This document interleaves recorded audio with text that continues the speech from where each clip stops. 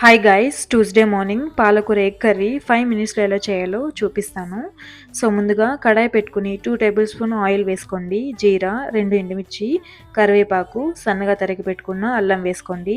సన్నగా తరిగి పెట్టుకున్న పాలకూర కూడా వేసుకోండి. పాలకూర మంచిగా ఫ్రై అయ్యి ఆయిల్ పైకి తేలేంత వరకు, పచ్చివాసన పోయేంత వరకు ఫ్రై చేసుకోండి. సో ఇప్పుడు మనం ఆనియన్స్ వేసుకుందాం. ఆనియన్స్ కూడా బ్రౌన్ కలర్ వచ్చేంత వరకు వేసుకోండి.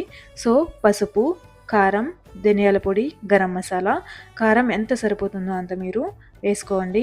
సో ఇప్పుడు మనం బ్రేక్ చేసి పెట్టుకున్న ఎగ్స్ అనేవి వేసేసుకుందాం.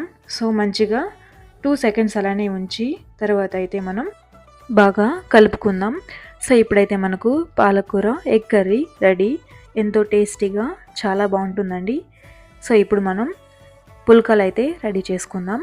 పుల్కాలు చాలా సాఫ్ట్గా ఉంటాయండి, మీరు కూడా ట్రై చేయొచ్చు. సో ఇప్పుడు మనం ప్యాన్ పెట్టుకుని మంచిగా హీట్ అయిన తర్వాత 2 సైడ్స్ మంచిగా రోస్ట్ చేసుకోండి. తర్వాత డైరెక్ట్గా గ్యాస్ పైన పెట్టుకొని మంచిగా పొంగుతాయండి. చూడండి, ఇట్లా చాలా సాఫ్ట్గా ఉంటుంది. బేబీ